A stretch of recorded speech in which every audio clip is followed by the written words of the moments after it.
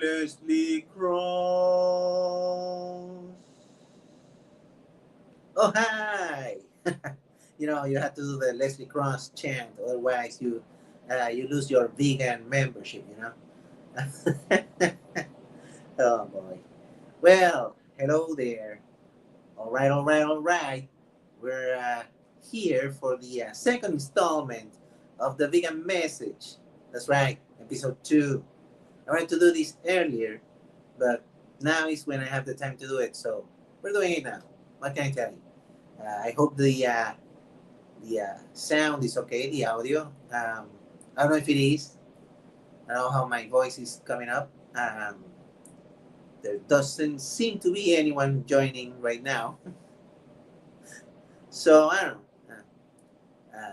We're gonna give it a little bit of time to see someone joins in.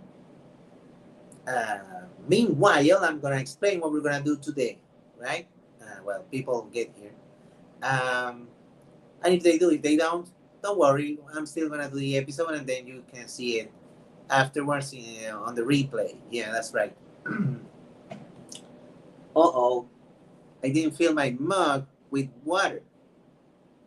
My birthday mug with water. That's an important step. So just wait here whilst I do that. Yeah. Oh no. Oh well, whatever. You know what? Who cares? It's life. So things happen. I'll try to not drink as much water as I used. I usually do. But yeah, so explaining what we're gonna do today. Now, during the first episode of the vegan message, what we did was we established what veganism actually is. That's great because you know what? If you haven't seen that one, go back to that one, see it first, then come back here. Maybe you're watching the replay. Now, if you're watching it live, then watch this one and then go back to that one.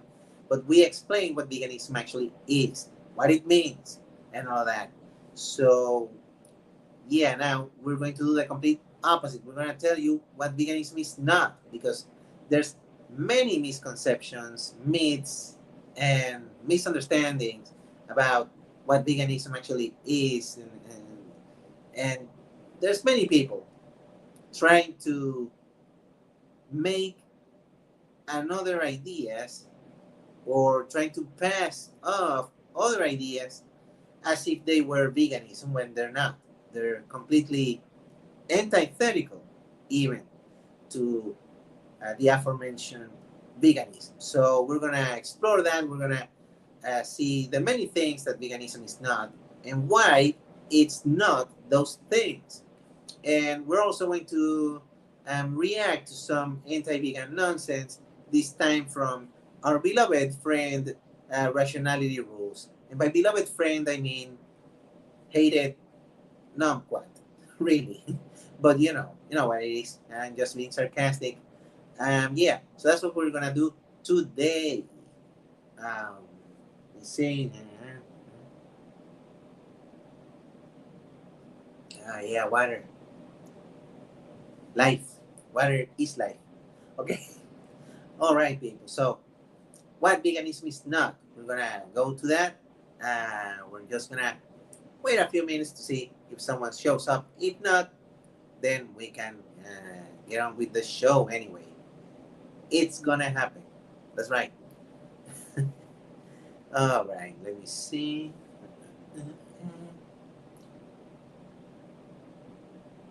Okay, since we do have someone joining in, finally. Let me see. All right. Okay, so this is what we're doing. We're gonna start with the show. Let me see. And today is all about what veganism is not, like I was saying since the beginning. So, what is not? Let me see. Right. I'm gonna give it probably a few more minutes to see if someone else shows up. And meanwhile, I'm just gonna talk about how worried I am because this movement is getting derailed. Man, that's the thing. That's the reason I'm doing this entire show, this vegan message show now on my channel is because I feel extremely worried about the state of veganism, the current state of veganism, and then veganism moving forward. I'm also, uh, I'm also concerned. Oh, nerds like us, man alive! I haven't seen you in a long, long while. How you doing? It's nice to see you here. Yes. Oh man, seeing you brings back good memories of live streams and stuff, different live streams and chat rooms. And when we participated together, that's awesome, man. It's awesome to see you. And obviously, your questions, your great questions on the dear AJ. Always fun to answer those questions. So yeah, it's great seeing you here. Uh, all right. Okay, so Nurse Like Us is here. Sadly, I can no longer show the people's messages on screen because I have to pay for it now, and I don't have any money. So yeah, so I can show anyone's messages. But hey, it's it is what it is. Oh man, yes, I have zero budget to produce this thing, so that's why with the boring background, you know. Oh man, and the not showing the messages on screen, amongst other things. But yeah, it's great to see you, and we're doing this thing, this new show that we're doing now on my channel. It replaced the Dear AJ. Instead of that, we're doing a live stream where I explain veganism to people, whether they want it or not. All right. So how's the audio coming up? I think it's all right. But I have no way of knowing because when I plug in the microphone, I cannot listen to the audio myself. I just hear my voice directly, but I don't know if it's coming out right or not. But yeah, do tell me in the comments if it's sounding okay, whatever. All right, so we're gonna kickstart this thing. Well, what I was saying, I am really concerned because. All right, thank you. It sounds good. I've been confirmed that it sounds good. All right, perfect. So yeah, my main concern has to do with the current state of things in veganism. As a philosophy, as a movement, if it wants to be a movement, I think we need more clarity now more than ever. We need to make it very clear and establish what veganism is, what it's not, and what the mission actually is, what the objective, the purpose of it all is, and also what it's not. Because I feel like it's as long as everyone just tries to redefine what veganism is according to whatever their individual feelings are on different things, we're not going to have a strong movement, and we're not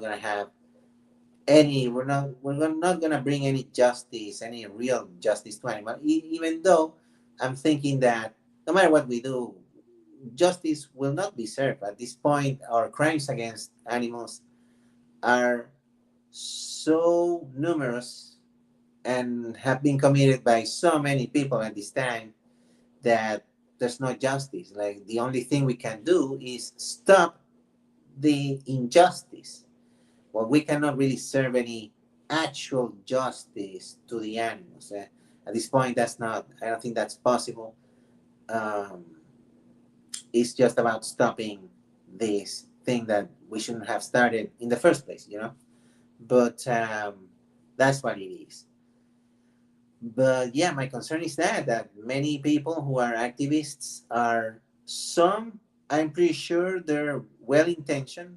They have good intentions. They mean well, but they are not as informed as they should be, and they are very easily manipulated by other activists who have been in this thing longer, and they know better but they still choose to do the wrong thing, be it for money or clout or whatever. And I know this happens. It happens in every movement, and of course, in veganism, it's not going to be any different. Sadly, you'd think it would be different. You'd think vegans of all people, would be the ones who are, completely, ethical and moral and stuff like that. But apparently, not even in veganism we can find that in the human animal. Are you talking about the Jubilee vegan versus meat eater? You know what? Kinda, yeah. I haven't really seen that much of it because I already know what's gonna be. The vegan is just gonna be spouting a bunch of non-vegan talking points. Pretty sure the guy just went with a bunch of utilitarian talking points, and then the meat eaters refused or refuted everything the guy said with more utilitarian calculations and stuff. I'm pretty sure that's what happened. I haven't seen it in. I've seen just a few clips. I'm pretty sure that's what happened because that's what happens in shows like that. It's not the first time. I think Jubilee has done other vegan versus meat eater kind of thing, and it's never gonna be a good representation of veganism versus non-veganism. And they do the same with all other topics, and they heavily edit everything that they show and everything like that. It's all, because I've seen it in other topics, when they do the topics of some human issue. Well, they do the same. They heavily edit out anything that they don't want to show you, and they manipulate the footage and any way they want it. So it's not a good source for an actual debate, and which is sad, because they do have a platform, they do have an opportunity to debate these ideas openly and honestly. But of course, it's media. They're gonna do whatever they want. They answer to whatever whoever is paying them or whatever. So they're not gonna show you the entire thing. They're not gonna show you the truth. Um, that's for sure. And I'm pretty sure that's what happened. That's how it went down. The guy. I'm pretty sure that's what happened. I mean, I don't even have to see it, but it would be interesting to react to that. Um, in fact, I was gonna do a reaction later on. I was gonna be with a video from Rationality Rules. It's from 3 years ago, but ever since I saw it, it's been bothering me. Because on that video, the guy thinks he's refuting veganism when in reality, what he's rejecting is classic plant-based utilitarianism. So he's not rejecting veganism. So I want to make that clear, but I don't know, maybe I should do the Jubilee thing. Why not? Maybe that should be the thing that I should react to. But hey, whatever. Um, all right, let us begin. Uh, yes, let's begin. It's been almost 15 minutes, so yeah, let's just begin with the program. Okay, so now, what veganism is not, we're going to explain this. The first thing that veganism is not is a set of practices. Now, what does it mean that veganism is not a set of practices? Well, it means that veganism is in itself a philosophy, you know, from which a set of practices does flow.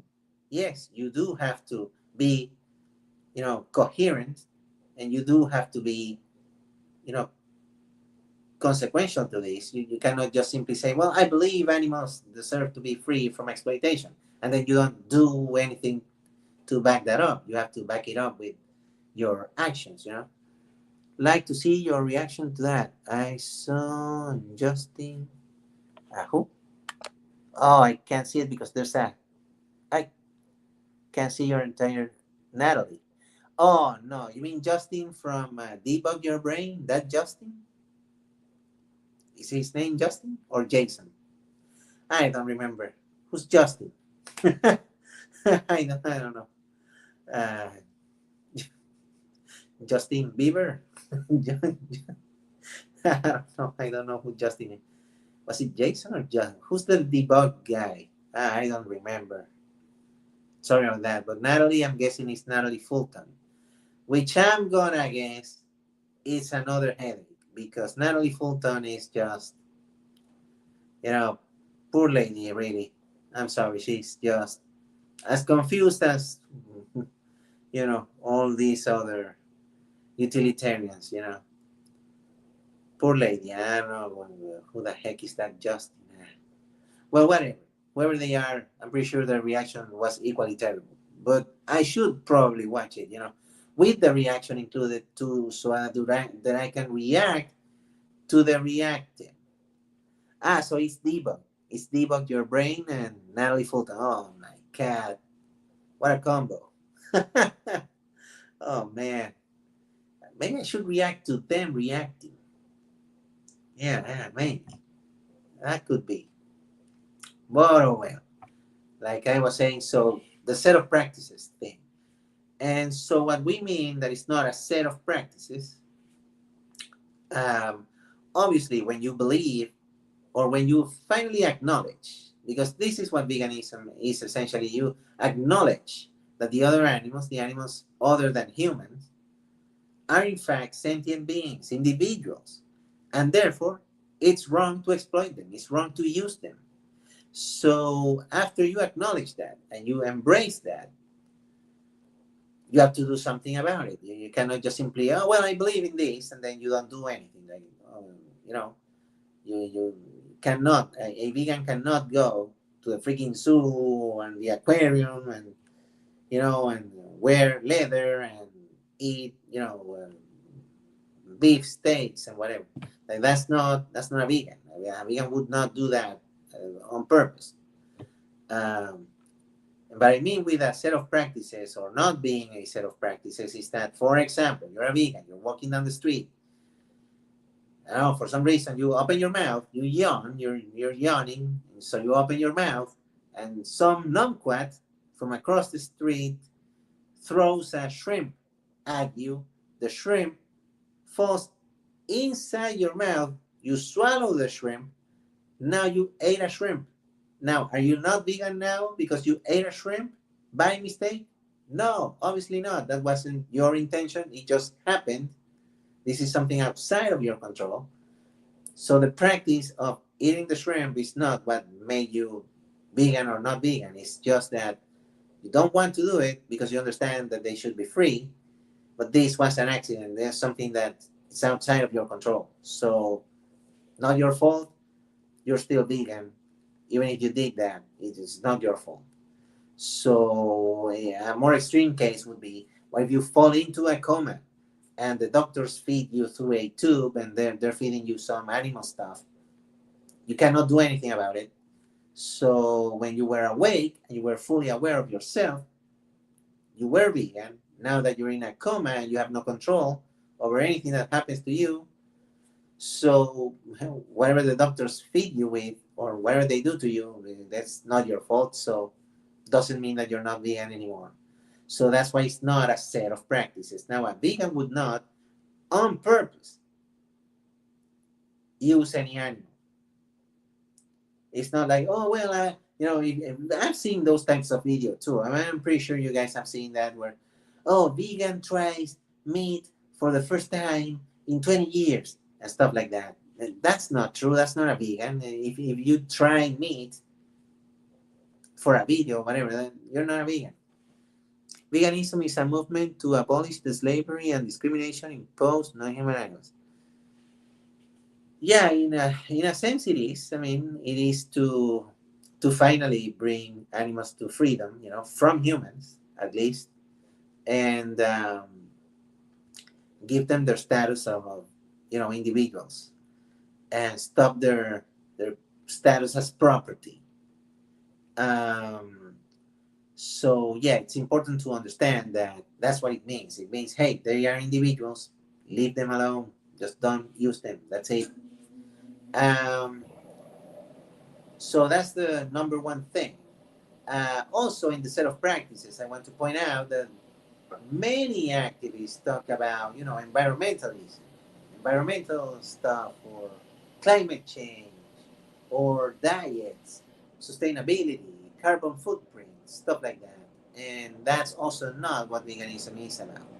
And if you've seen on social media, if you've seen any post where they go, oh, a rack of lamb uses this amount of water, and a bag of lentils uses this other amount of water. Well, that's not an argument for or against veganism because the lamb, his claim to freedom is not tied to how much water they consume or not. That would be ridiculous. Is the value of an animal's life, it doesn't depend on whether they consume resources or not. It's not, that's not their value. Their value is an inherent value that they give to themselves because they exist and they are aware of their existence, and they have, you know, their own thing going on. Whether we value them or not, whether we see them or not, it doesn't matter. They are still individuals, and that's what we have to recognize. So, trying to, you know, to refuse or to reject anti plant based um, talking points with utilitarian calculations doesn't really go well, because then not only that, you're reducing the animal's freedom just to whatever they can do.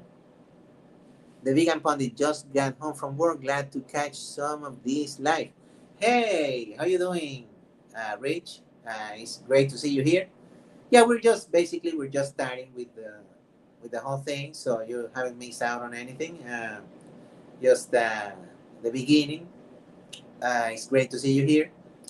As I was explaining, that veganism is not a set of practices, but a philosophy itself. So in this set of practices, when we talk about, for example, I know many other activists, the ones who call themselves effective activists, they will tell you that veganism is, to them, veganism is like a strategy. It is to them a set of practices. They view it as not eating animals to then boycott industries so that then they affect the supply and demand, and then there's no more demand, therefore there's no more supply, and that's how they get the animals to not be eaten anymore, I guess. But that's not what it is. Again, that's not what it is. It's not a case against, you know, climate change or sustainability or whatever it is. That's not what it is. Whether it is sustainable or not, I mean, we cannot give, like I was saying, value to the animals' lives by calculating how much resource, how much resources or how many resources they take. Like, that's not how we do it. They should be free because they're individuals and they're sentient beings. That's it. Not because they drink too much water or they use too much land or whatever. Because then, if that's gonna be the argument, first of all, that itself, the first reason is it's not the argument. That was never, when veganism was conceived, it was never mentioned any of that resource intensive or whatever. That wasn't mentioned at all. But not only that, if you want to make a case for that, you run with the problem now that what if science creates a way to continue exploiting animals but now making it sustainable? And what if at some point exploiting animals becomes more environmentally friendly than, lentils or soy or, whatever, almonds and avocados, like Piers Morgan says? So the problem with that is that if we were saying as vegans that, oh no, look, we're using too much water and land and whatever for these animals, and not so much for these plants.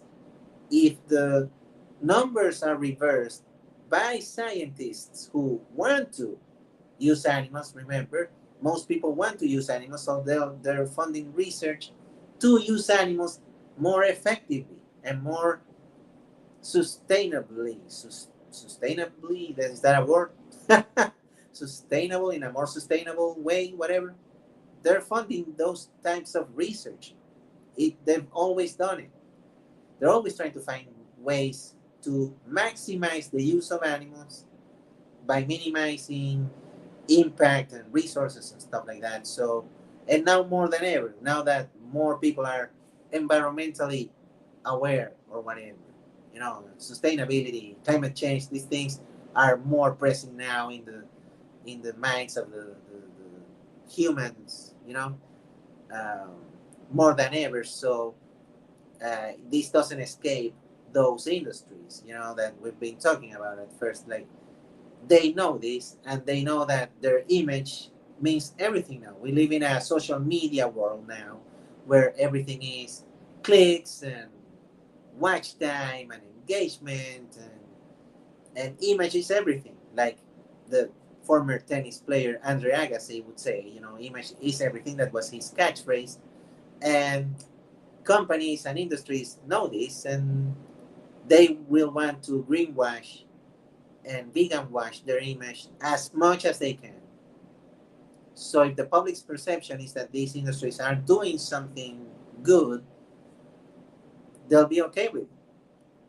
So no, that's not what veganism is. We need to understand this. It doesn't matter if they finally create happy cows, or pigs that don't pollute or whatever. Like, it doesn't matter, because they deserve to be free, because they're individuals, they're sentient beings.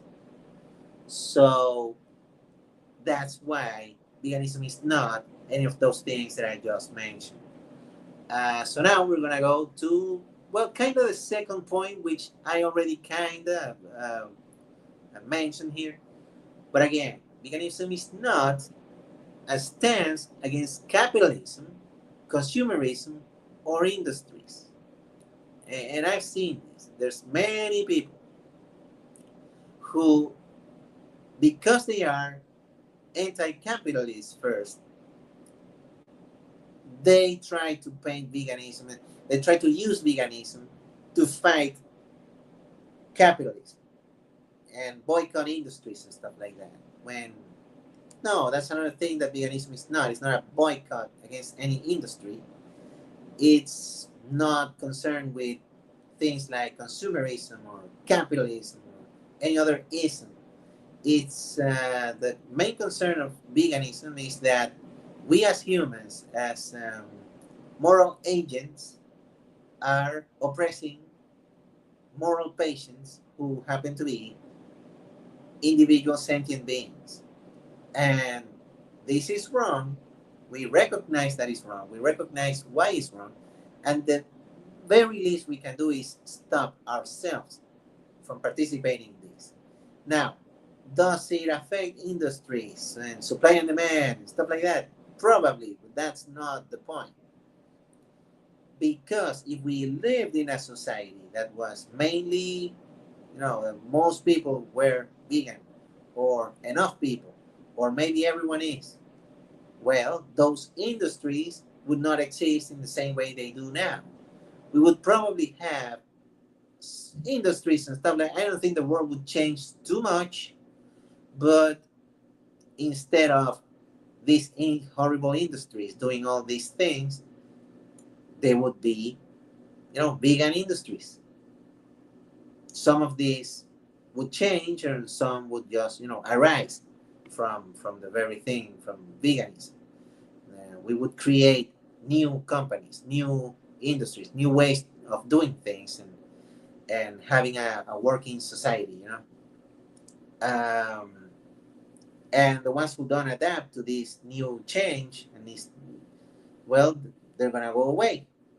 But veganism is not in itself a boycott or an attempt to drive these industries to bankruptcy and to fight capitalism or whatever. That's not the point. The point is to free the animals from exploitation, whether it is in a capitalist world or a communist world or a hybrid, so socialist capitalist thing or whatever it is, whatever social experiment, whatever society we have, doesn't matter. The animals deserve to be free anyway. So that's what we're doing here. So that's the other thing that veganism is not. You see, it's important that we understand that. Um, because I'm pretty sure you've seen that phrase. Like it's a very common anti-vegan phrase that no ethical consumption under capitalism. So they think, oh well, I just wash my hands with that. Since capitalism, according to them, is evil, then consuming anything, even if it is plants, under capitalism, but it's still wrong. So I'm not gonna stop using animals because even if I now use plants, it's still capitalism. So, okay. So how does that work? That's not logic at all. Like, why, if you're against a an economic system, wouldn't it make much more sense to free the animals from that very same economic system that you hate, even if you're not free from it yourself? It wouldn't make sense to not free the animals. Like, they still need to be free from humans. So whether we are in a horrible dystopian utilitarian or authoritarian, I meant to say, or totalitarian regime, animals still need to be free from humans. So there's no excuse against that. Um, but we could go on and on, like, about politics and all that, but it would be too much. So now the third thing that veganism is not, and this one is a very important one. Veganism is not, listen to this, a reduction of harm, cruelty, pain, suffering. This is super important, a very important point, probably the most important of them all, because this is the subject of debate. I think the one that they accuse us, the actual vegans, eh, of creating this infighting within the movement and being divisive and being too extreme and dogmatic and the ontology and whatever. No, dude. You fail to recognize that veganism is a moral imperative, that this is our moral, mandate to stop an injustice. It's something that we must do. It's not a question. It's not an option, really. I mean, sadly, you can choose to not do it, but it's not really a choice. If you make that choice, then I don't know what to tell you, man. It's gonna be on your conscience if you have any. Um, Let me see. Did you see that Roger Yates discussion with the English dude promoting veganism 2.0? It was about a week ago. No, I did not see my good friend Roger Yates with that other guy. Um, no, well, man, there's so many things I probably should catch up with all that. I should probably see it. I'm curious now. Veganism 2.0 is just a bunch of, oh, welfare is nonsense. Yeah, figures. figures.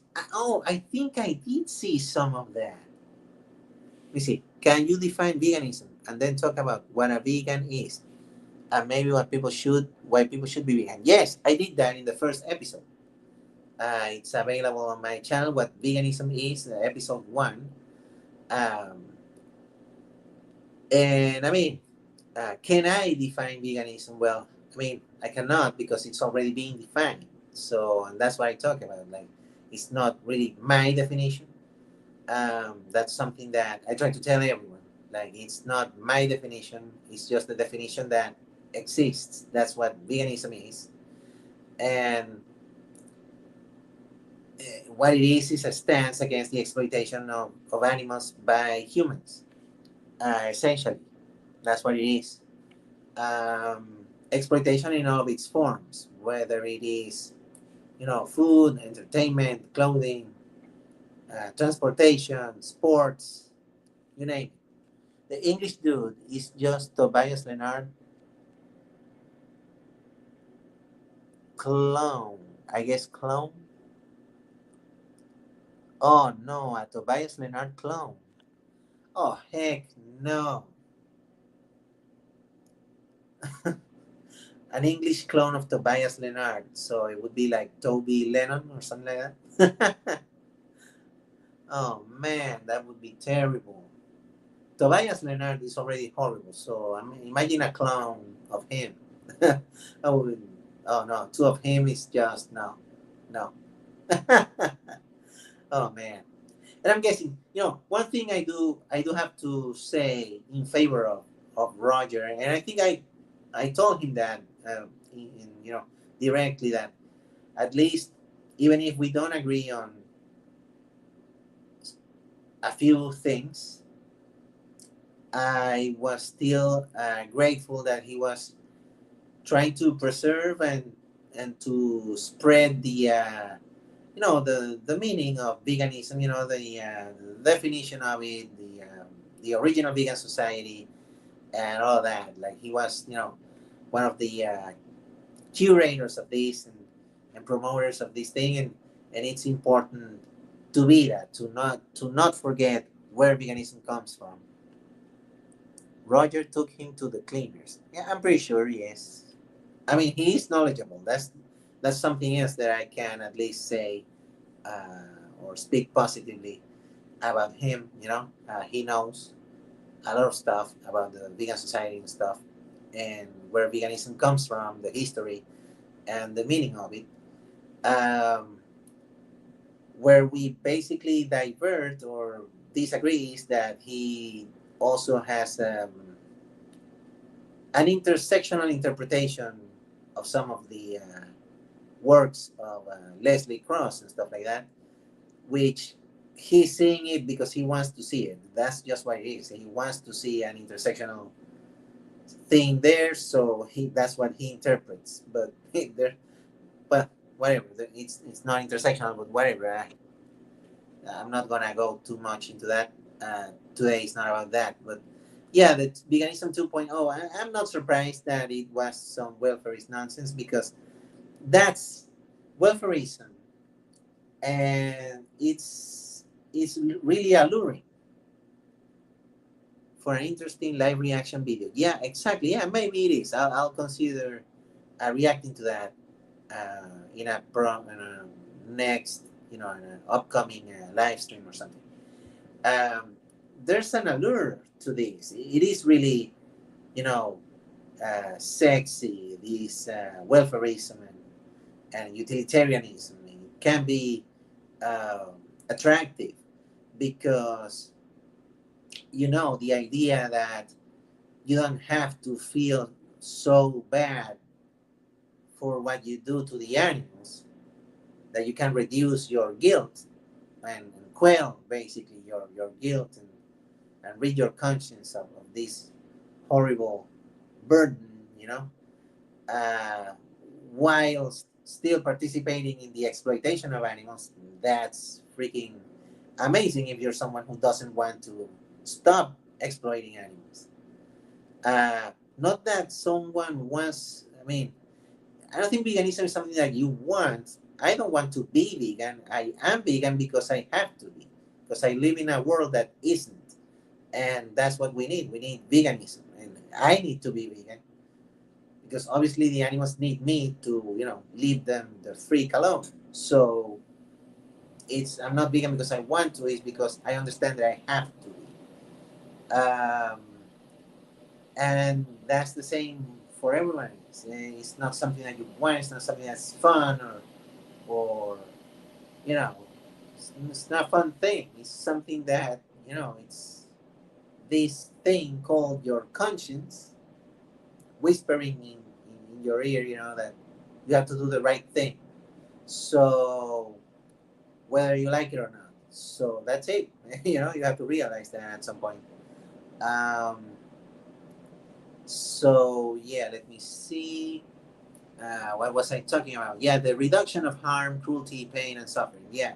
So I was saying it's really alluring. This thing it's a seductress. This utilitarian femme fatale of an idea. You know, it's the Sydney Sweeney of, of philosophy. Because it's really hard. I mean, think about it. You have to feel bad, and then you still do the wrong thing. Holy heck! Like, give me more of that.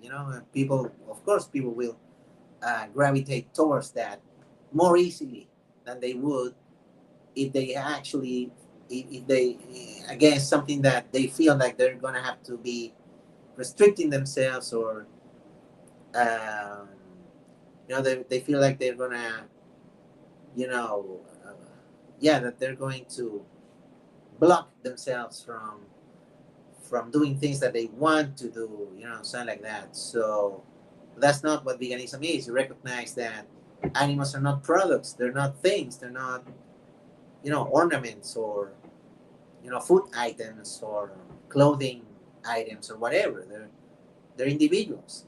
They're not yours. They don't belong to you, and that's it. We shouldn't have made products out of them. That's what was wrong from the start of our civilization.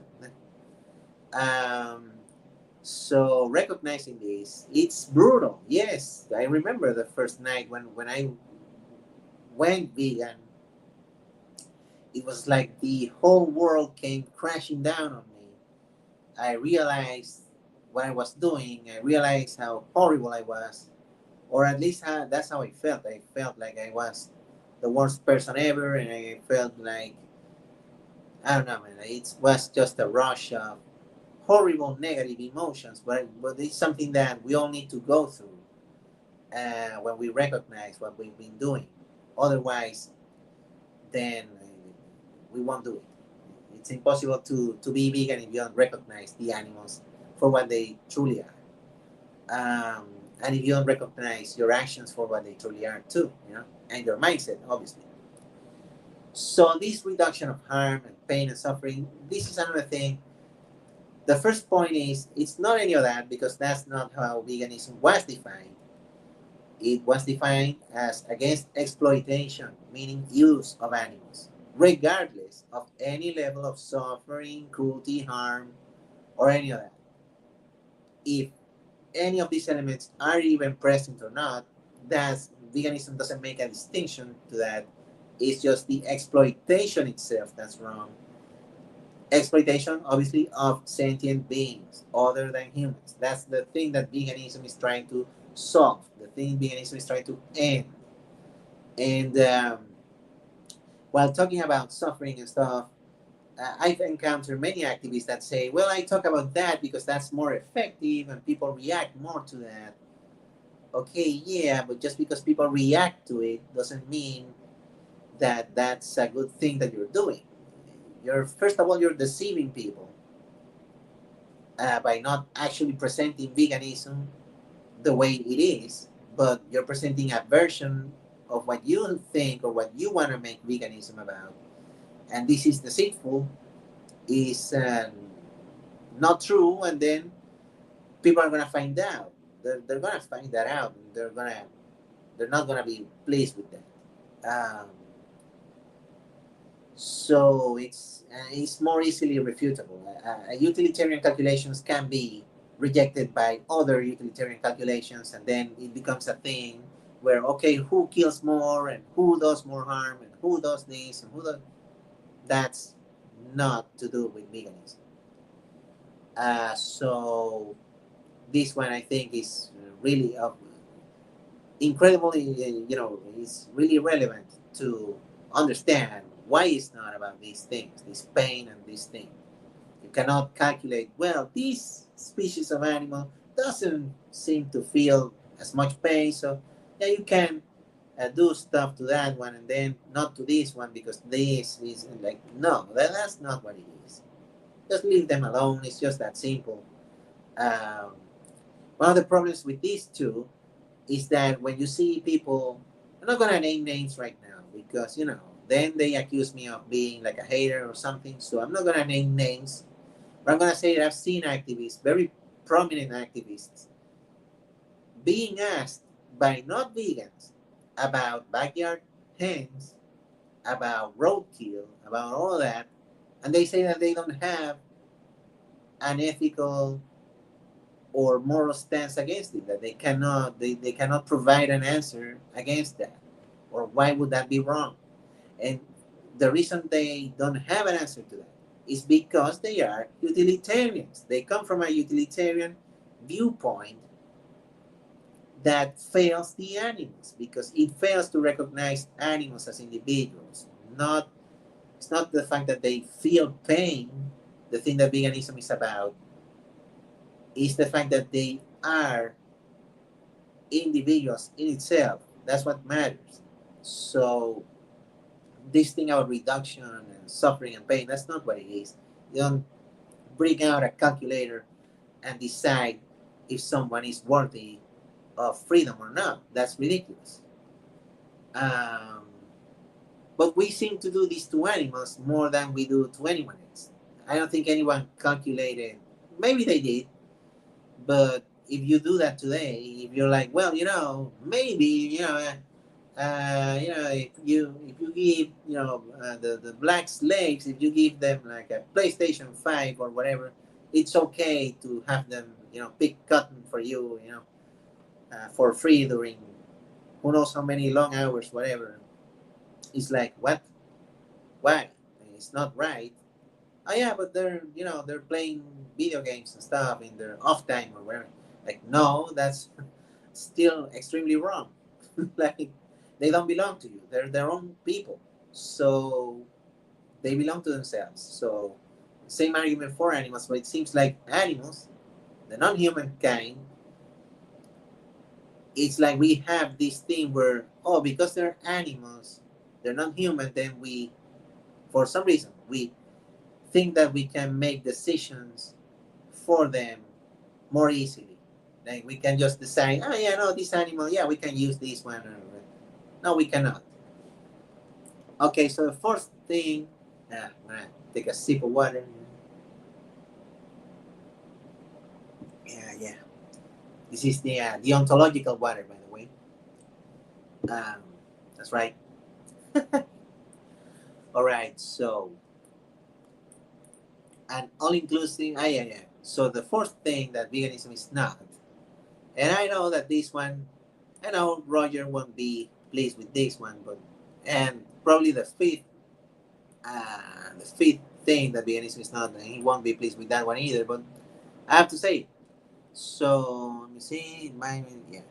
Okay. So the other thing that veganism is not, an all-inclusive social justice cause against things like the patriarchy or racism and xenophobia and other forms of phobias and stuff like that. Nothing to do with any of those human stuff.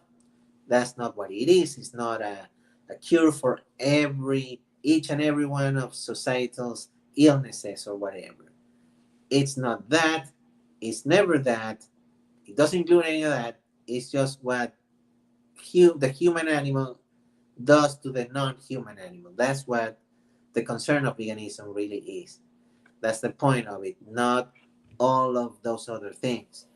And it's important to understand because I've seen many so-called intersectionals ruining or trying to ruin veganism by injecting human stuff into it. And what they're doing is they're poisoning the entire thing, um, with their own biases and ideas and stuff. And you cannot do that. I cannot hear. I have my own, ideologies and biases and stuff. And I have my own ideas about different human stuff, human things, issues, whatnot.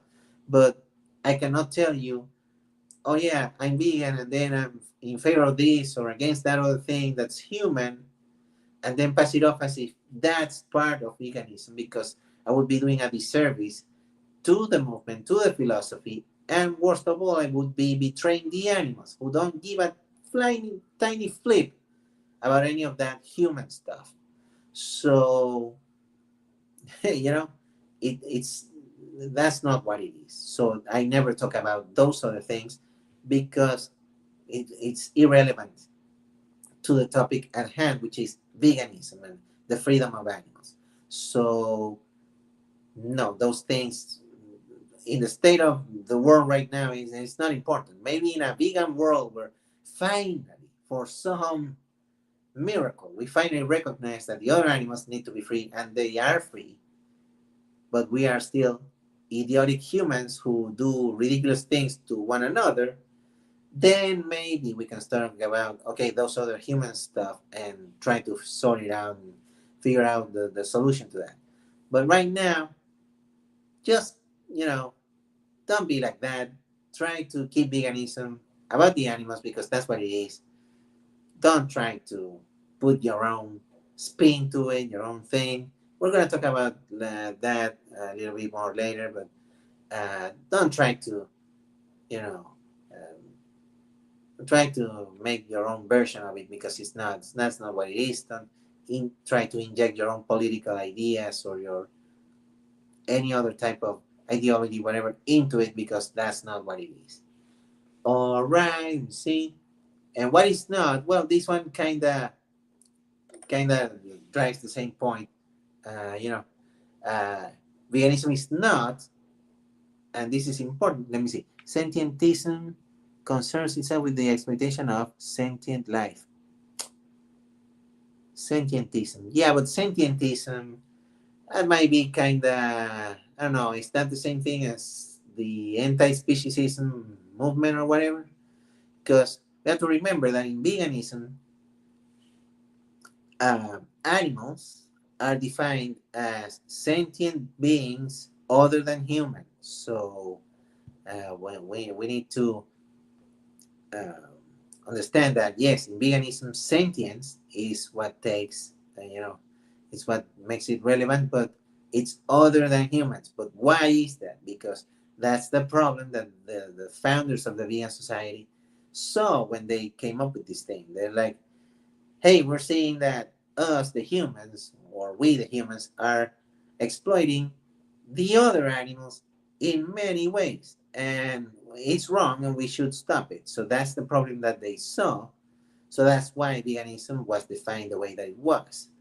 Uh, had they seen something different, maybe that would have been their concern and maybe that would have been what veganism ended up becoming. But because it's not, and we need to be, if vegans want to add human concerns, they should just identify as scientists. But I don't know, that's dangerous. I would say that's dangerous, and I've seen that already. They don't say scientists; they say species, anti-speciesists, or something like that. Um, and in well, I don't know if you're aware, but in Hispanic, in Spanish-speaking circles, especially in South America and Latin America, whatever, it's very prevalent to see these utilitarians against, species and stuff like that. And they have different names and different things and ideas, and they're all not veganism. Not only that, they are openly against veganism. They say veganism is incomplete and it doesn't really cover this other stuff and that other stuff. And it's like, no, dude, veganism is neither. incomplete, or it's neither too little or too much. It just is. It's there to solve a very specific issue, and it's not there to do anything else than that. So whether that's enough or not enough, or too much or too little, it's not the concern of veganism. Don't forget about petism. What the heck is petism? Oh, pets. Yeah, no, pets is part of the thing that veganism is trying to abolish. Animals are not your your alarm, or your your your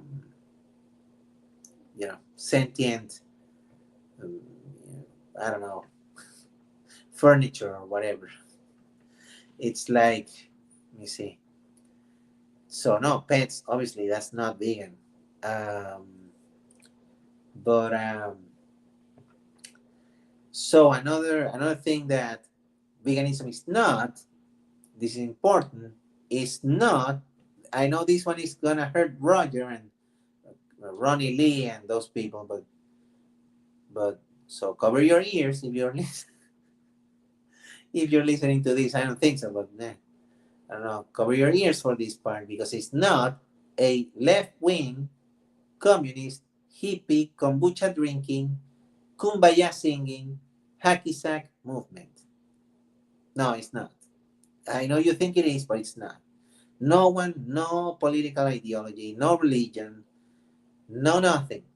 No one individual or group can claim veganism for themselves. Veganism exists for the animals, and as I mentioned, animals are defined as sentient individuals other than humans. So it's for the animals, it's for them. It's not about us. It's not about what we desire or not. It's about what's fair. And what's fair is that these animals be free. So doesn't matter. You can be whatever. If you're a communist, you can be vegan. If you're a capitalist, you can be vegan. If you're a blind Belgian nun, you can be vegan. If you're a raging atheist from, I don't know, from Venezuela or whatever, like I am, you can be vegan. And you have to be. That's the other thing. If you're a human and you're fully aware and you have your full brain capacity, you're an adult who can make conscious decisions, you have to be vegan. There's no other way around it. It's incomplete if you want to take a stance against all exploitation, regardless of species, from the viewpoint that sentience is the primary characteristic that deserves to be respected. Yeah, but it's not incomplete because, like I said, the concern of veganism was they observed what we were doing to the other animals, and they thought, dude, this is wrong. We have to. I mean, I don't think Cross said, dude, but I think that's how they said it. But they said it, in whatever 1940s slang they were using in the UK at that point. you know, but it would be funny to imagine that, like, dude, where's my car? Like, dude, where's my, freedom for animals? So that's what they saw, and that's what they wanted to stop. They saw, hey, nobody's paying attention to this thing. Yes, we humans are destroying ourselves with these wars and stuff like that. But look at what we're doing to the other beings. Look at this. This is horrible. No one's paying attention to this. So maybe we should. So let's start paying attention to this thing. And they created this whole thing for the animals. If it was for humans too, then why call it something? Why make it its own thing? We already have other things for humans that cover all of the things that we go through and that we do to each other. So veganism trying to make it about humans, it's absolutely a disservice to the other animals. I'm sorry, it is. You may or may not agree with that, but no, it's not intersectional. It's not to do with uh, humans in the sense that it doesn't cover the injustices that we go through. We have movements for that. They're not very effective, by the way, but they exist. And no, there's not another thing that, oh, because this other thing covers humans, this is more complete or this is better. No, it's not better. And usually those movements, or well, attempts, sad attempts at movements like sentientism or painism or whatever it isn't, they are just excuses to concern themselves with humans and forget about the animals entirely. Um,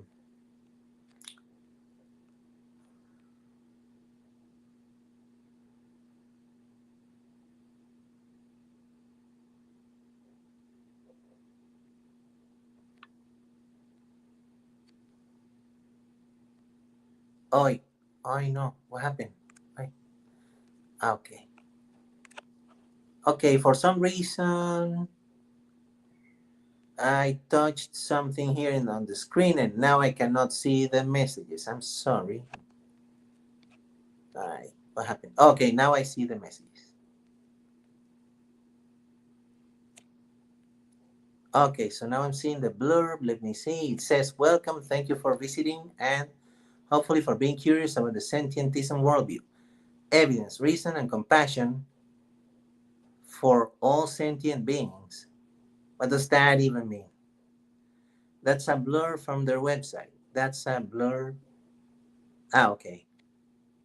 Sure, okay, yeah, blurb. It's just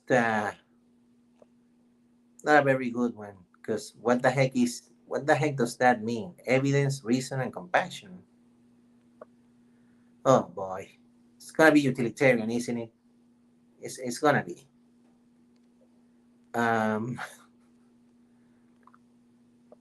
and then, like I was saying, so veganism is neither any of those things that I just mentioned. Like it's not any of that. Like I said, uh, not a set of practices, not a stance against capitalism, consumerism, industries, not a reduction of harm, cruelty, pain, suffering, not an all-inclusive social justice cause against different human stuff, or a left-wing communist hippie kombucha drinking. I like this line: kombucha drinking, kumbaya singing, hacky sack movement. Oh man, I love it. And yeah, the other thing that veganism uh, is not whatever you feel like. And this one I think is the most important, because sentientism is part of that. Anyone's trying to come up with their own thing, trying to put their own spin to it, as if veganism needed some kind of rebranding or something like that. And I know I've seen people trying to make an attempt to do that. In fact, I was one of them, because when I was under the influence of other plant-based utilitarians, when I was under the influence of the David Rams and the lifting vegan logics of the world, I too thought, hey, maybe veganism needs a new definition, or we need to work on this to make it better and whatnot, not realizing that veganism already was ironclad. It was already you know perfectly established. And at that point, I didn't understand, didn't know about the vegan society and Donald Watson and Leslie Cross and none of those people, and none, I didn't know the history of it, and didn't know the purpose of it, the meaning behind it. So obviously I fell for it. I fell for it too. I came up with my own definition. It was ridiculous. However, unfortunately, no one liked my definition, and it was a complete failure. And I'm grateful for that, because it was terrible. I don't even want to see it again, and I don't even want to attempt to redefine veganism ever again. That was a horrible mistake, and yeah, it doesn't belong to me. That's the thing. When someone tries to debate me, and they tell me, like, they ask me, "Oh, what definition? What's your definition?" I try to correct them and say, "Hey, it's not my definition; it's the definition. It doesn't belong to me. It's just what veganism is." And then they're like, yeah. They don't like it. They hate it when I say that, because to them it's like, oh, I'm presenting my own idea, but it's not my idea. It's just an idea that I agree with, because not agreeing with veganism, what kind of horrible thing is that? Like, if you don't agree with veganism, then who are you really? Like, do you agree with what then? The opposite of it? You agree with that the other animals, for some reason, deserve to be used and exploited? Like, no, I don't know. I don't think anyone can have a compelling argument uh, in favor of the exploitation of other animals. They don't. Main proponent, maybe a reaction video to some stuff would be interesting. Jamie Woodhouse. Scientism. Yeah, but I'm pretty sure scientism is just it's just another intersectional nonsense that I just it's just an excuse to not be vegan and to try to make veganism seem, ridiculous or something like that. It's to diminish veganism or to dismiss it. Oh, it doesn't cover this other thing that I want, so it's not. No, come on. So I think we covered it. I think we already covered what veganism is not. I think, or I hope, I have explained it very well. At least I think I did. Um, we are going to do a reaction. I don't know. I was gonna do a reaction. Should I do it? Let me see. This is from. Let me see. We're gonna listen to this video from Rationality Rules. It's called "Veganism Will Win," but you're wrong about why. That's the title.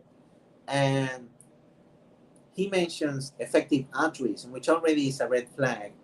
But he also, in this video, is rejecting veganism, but in reality, we're going to see how he's not really rejecting veganism. He's rejecting a false definition of veganism. He's straw manning the vegan position so that he can reject it and look cool doing it. When really, he's just an uncut who's not really rejecting anything. He's not rejecting veganism. He's rejecting plant-based utilitarianism. And we're going to see about that in a moment. See?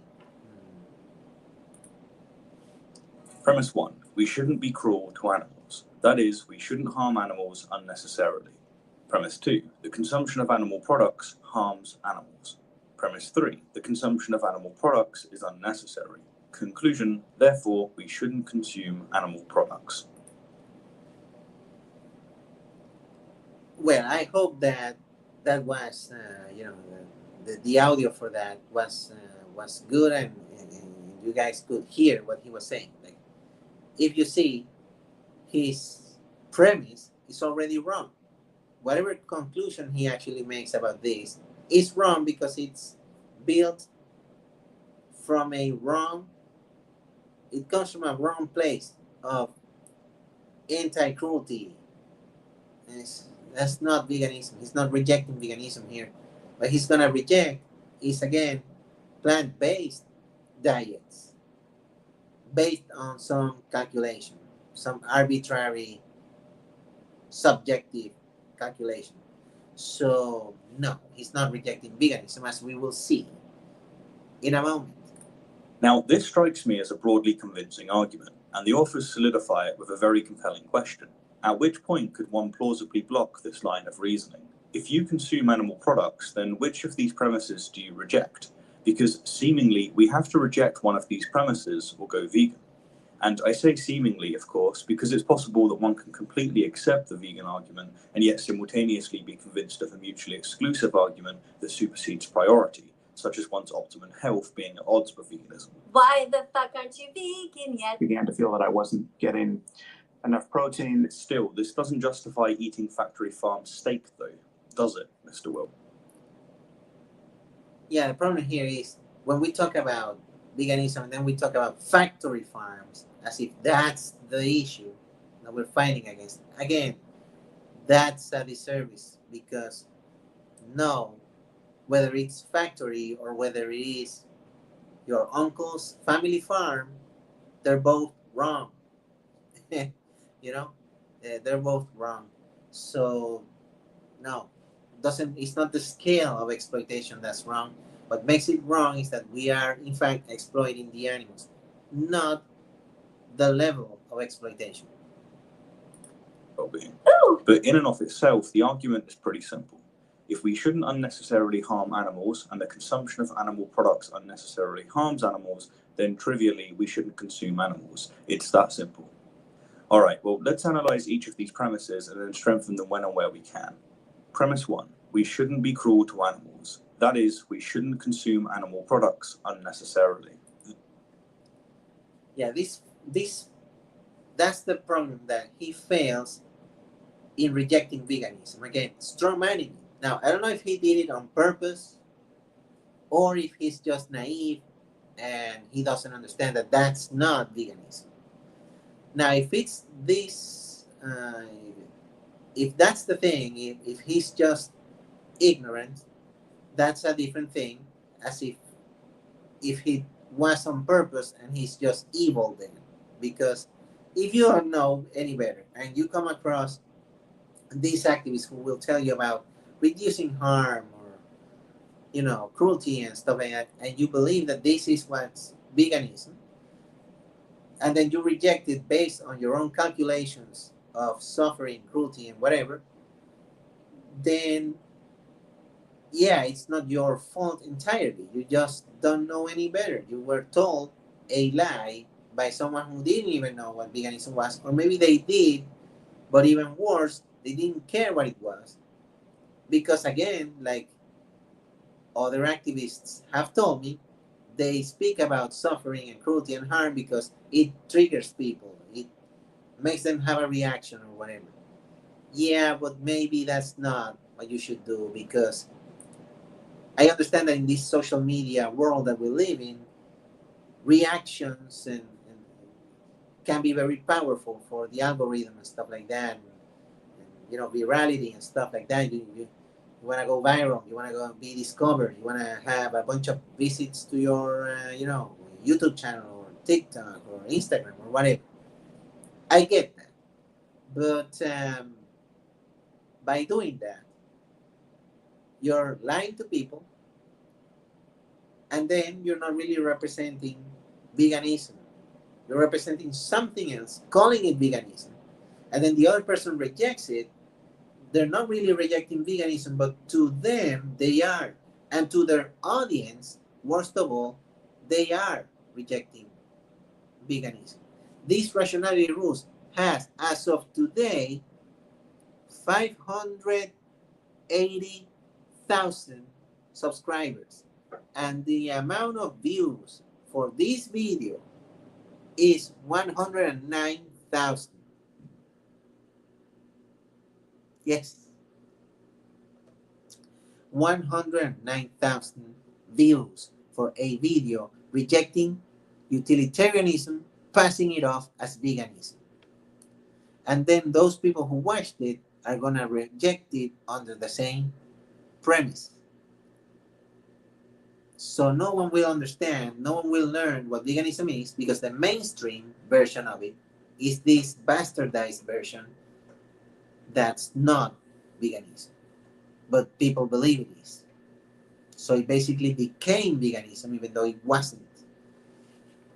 And now we have to fight against it. And we're getting called all those things. We're getting called dogmatic and extremist and all that, and vegan police and stuff, by the same activists who were blocked and who were, destroyed by these, non-arguments, because none of this is an argument against veganism. There's no argument. There's no valid argument against veganism. Not one. Sorry, there just isn't one. So, yeah, let's continue. The statement that we shouldn't be cruel to animals is very compelling, since rejecting this implies that one is perfectly fine with animal cruelty. But without the word unnecessarily in the forefront, this premise is just false, as it's easy to conjure a situation in which being cruel to animals is justified. For instance, the poisoning of rats to prevent spread of disease. Killing rats with poison is, without doubt, extremely cruel. It's a very... Yeah, rat poison though. That's a valid thing against veganism? No. First of all, yeah, no, we shouldn't be poisoning rats. I think that's absolutely horrendous.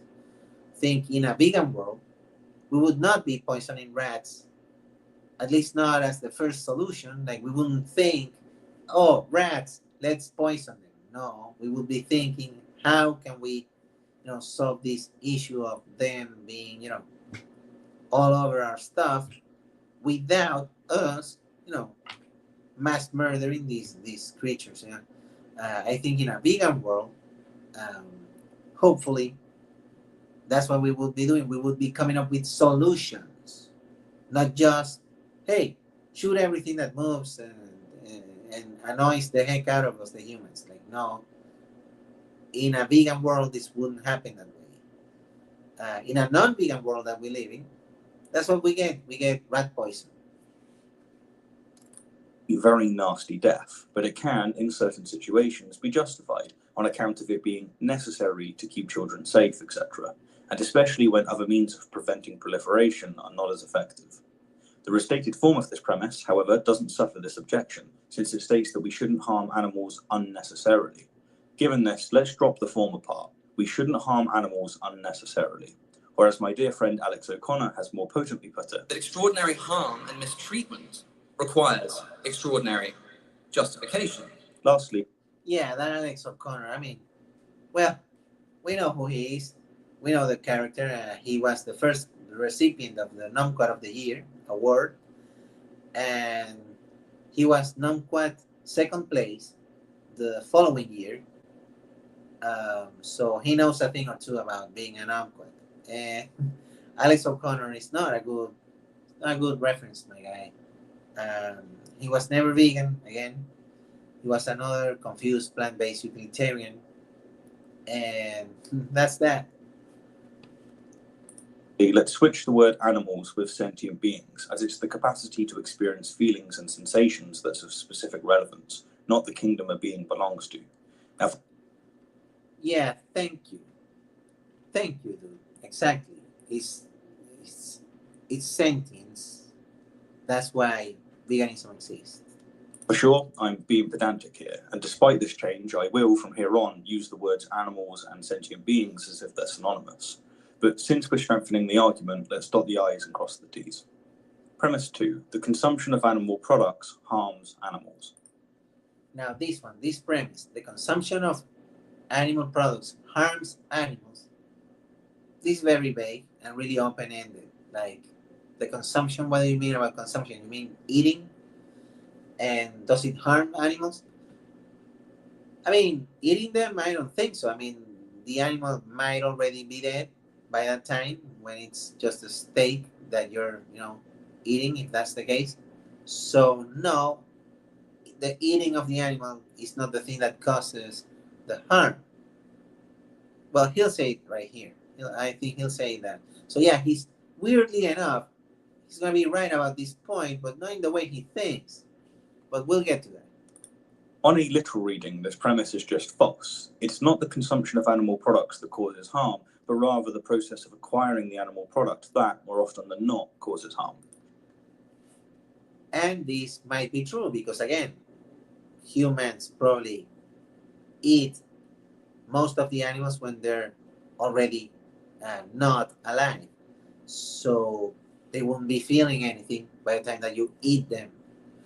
And yes, acquiring them for food or any other purpose, yeah, it might hurt them, It might do all that suffering and harm and cruelty. Yeah, sure.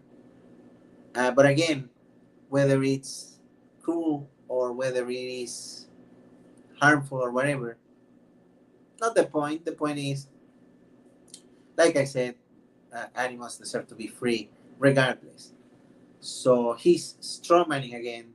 He's strawmanning the argument. I don't know if he's doing it on purpose, like I said. I don't know if that was the thing. If he was doing it on purpose or he was just naive, didn't know any better. When a hunter cooks and eats the deer, he's not harming the deer. No, he harmed the deer and the deer's kin, if it had any, when, in an act of pure masculinity, he equipped himself with an incredibly powerful and accurate weapon, found a safe space, and pulled the trigger from hundreds of feet away. Yeah, exactly. But again, the cruelty part is not what veganism really is about. What's important about the deer hunting part is that the deer doesn't belong to you. You don't get to decide if this particular deer lives or dies or whatever. It's not yours to consume, it's not yours to use in any way. So, what gives?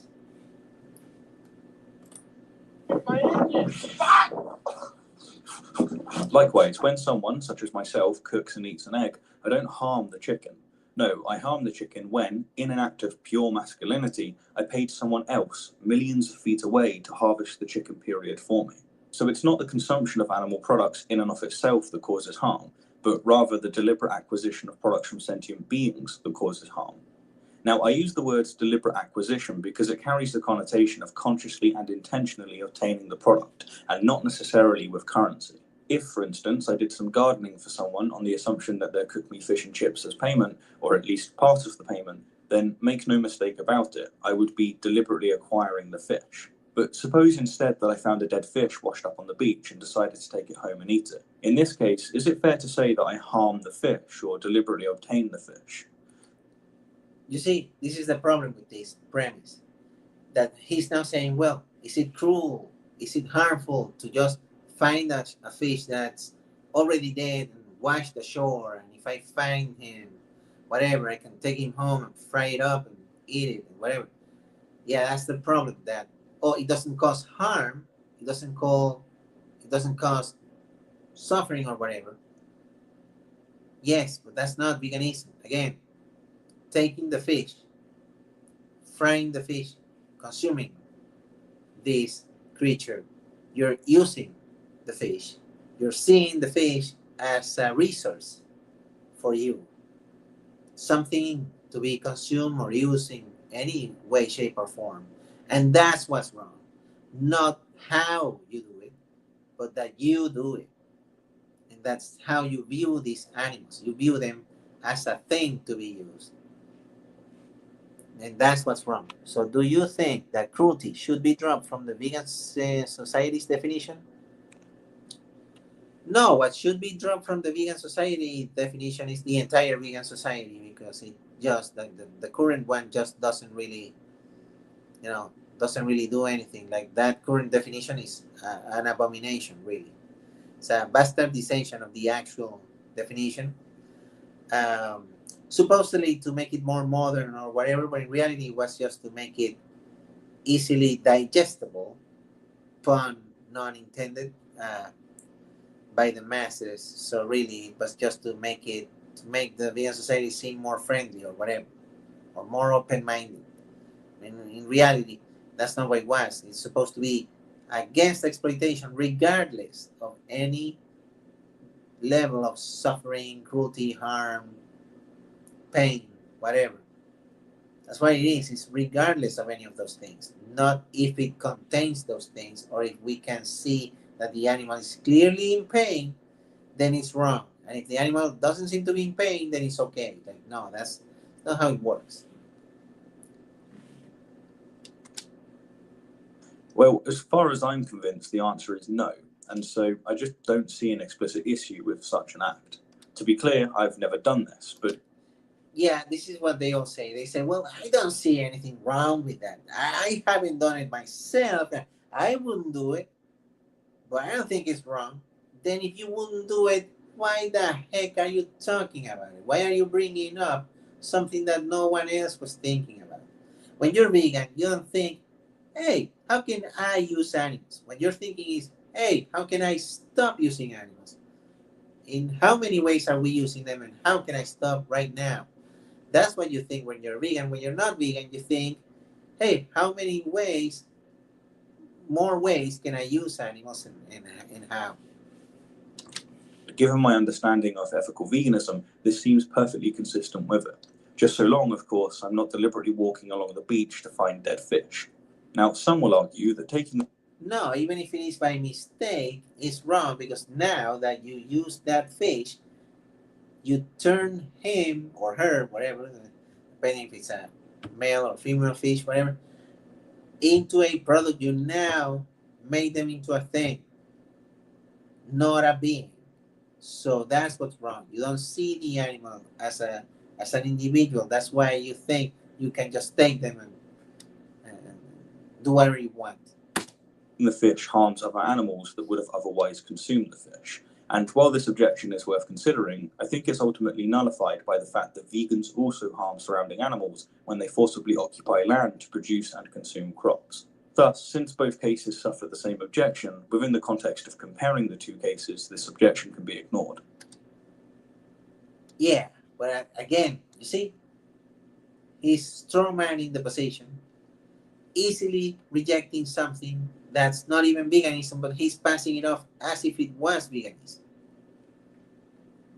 Are always looking for loopholes to use animals. Yes, they're always looking for ways to use animals, or trying to point out, no, you're vegan, but you, I don't know, you drive a car, or you do this thing, or you have a refrigerator home in your home, and the refrigerator has this other animal component, whatever. Like, dude, no. We live in a non-human, non-vegan world that we didn't create, but that sadly that's the world that exists. We are part of it, whether we want it or not. And right now, there are many things that we cannot control, but there are things that we can control. And the things that we can control, then we must. The things that we cannot control individually, at some point, if everyone went vegan, believe me, we would be finding solutions for all of those things, for the use of animals in cane sugar, or in electronic devices, or car tires, whatever, you name it. We would be finding solutions to that, not excuses that, oh, well, because people use this thing, then it's okay to enslave all the other animals, whatever. No, it's not okay. Yeah, bivalves, which, by the way, they are sentient. I'm sorry that they are. Whether some people want to recognize that or not, makes no difference to me. They are sentient, and we must leave them alone.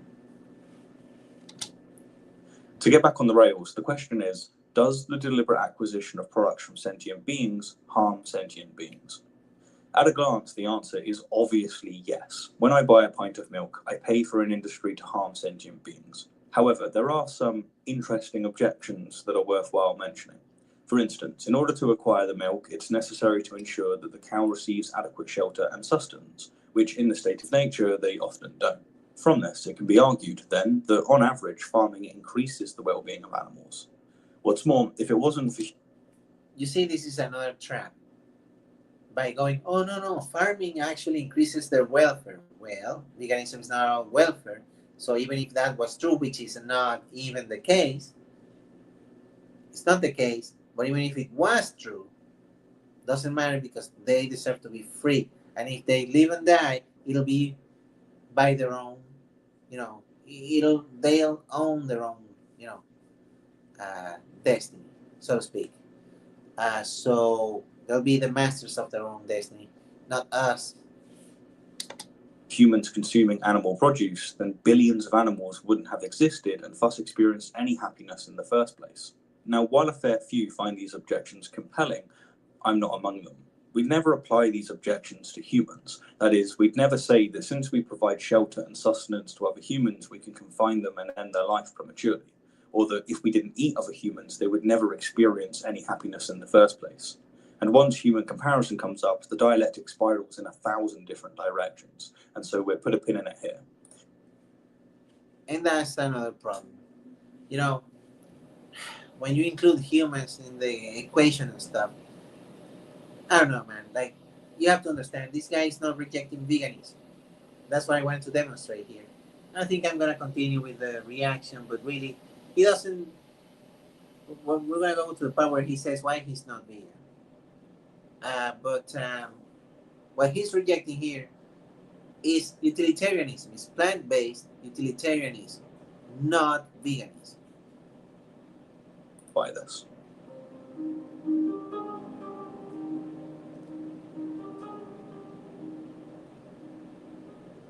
So we're at the conclusion now, and I still haven't really, or at least directly, answered the question of why I'm not vegan.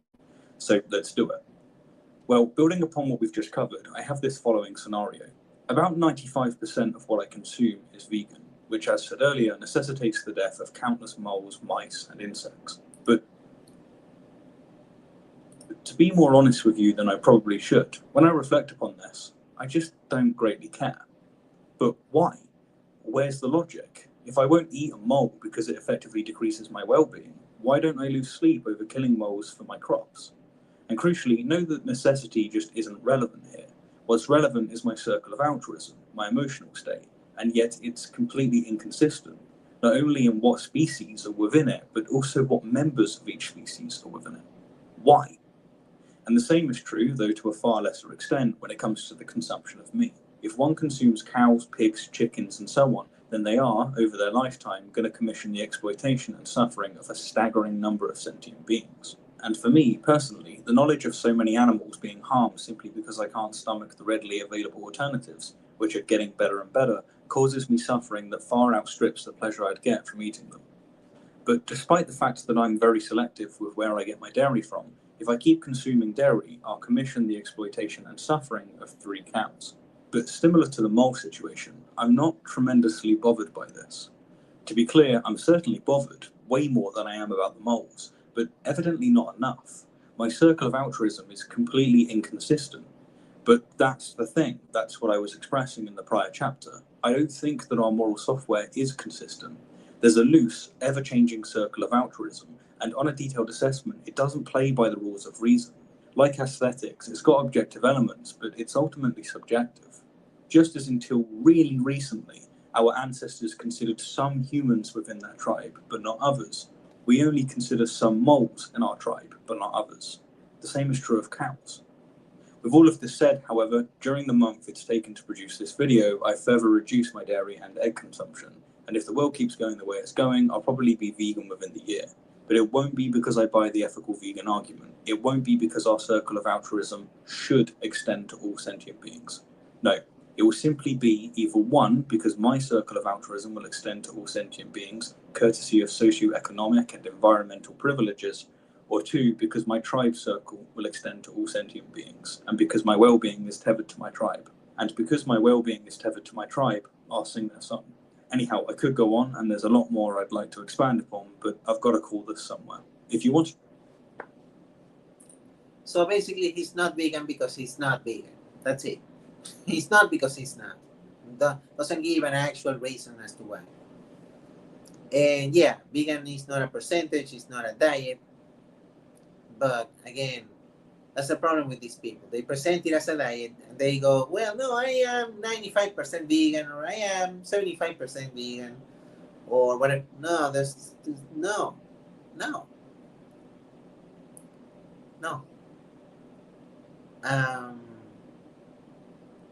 So, I don't know, man. Yeah, it is plant-based confusion. That's the problem. It is plant-based confusion. And, well, there you have it. It's just another display of anti-vegan nonsense or anti-plant-based utilitarian nonsense. There's another video of Danny Ishay reacting to this video by Rationality Rules, and it's equally horrendous. Like, the guy just, his response to the things that Rationality Rules is saying is a whole bunch of utilitarian talking points. So again, if you fight this utilitarian fire with more utilitarian fire, you're just gonna have a bigger fire. You're not gonna put it out. So it won't. That's not the way to veganism. The way to veganism is to explain that animals deserve to be free and why. And there you go. That's what I want to do today. I do want to, let me see, what was the video? Something about veganism 2.0, something about sentientism, and maybe the Jubilee and stuff. Maybe I'll do that in the next thing. And don't think I have not forgotten about Metazoa, the book that I'm going to start reading. Maybe I should be the next video. The next live stream is going to be about Metazoa. We're going to start reading that book. It's going to be awesome. And yeah, it's gonna be great. We're gonna discover what this book is all about. Apparently, it's about a guy who researched, I think, octopus, and realized that they were sentient, something like that. I don't know. I hope that's what it was. I hope the guy had become vegan whilst writing the book. But yes, I'm gonna be reading Metazoa very soon. My next live stream, yes, that's what I'm gonna do. Instead of the vegan message part 3, I'm gonna do Metazoa part 1 because it's gonna be fun. It's gonna be something different. It's gonna be a different thing, different dynamic. It's gonna be really cool to do. So, all right, I think we can start saying our goodbyes, or we can start like a Q&A. If you guys feel like it, you can ask me any question about veganism, about utilitarianism, and stuff like that.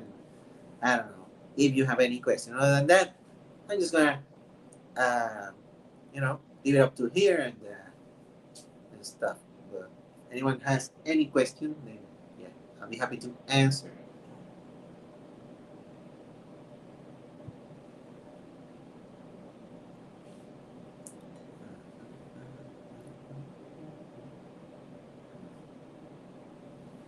Yeah, nothing tastes better than the ontological water. Yes. All right. Okay. So, yeah, I think we can start saying our goodbyes here. Thank you, everyone. Thank you, nerds like us. Thank you, Vegan Pundit, for being here and participating in this discussion and this, video, whatever. So there you go. Um, See you next time, and we're gonna be reading that book. That's right. We're gonna be reading and reacting to that live. I'm going completely blind. I don't know anything about the book. I don't know the author. I don't know or where author or whatever that word is pronounced. I don't know. I don't know English. So it's gonna be difficult because the book is in English. So I'm pretty sure it has a bunch of big words that I don't know how to say or read. But it's gonna be fun. We're gonna discover this new thing together. So it's gonna be really cool. So yeah. All right. Okay. So see you in the next one, and we're gonna be reading that Metazoa. So bye. Thanks, everyone.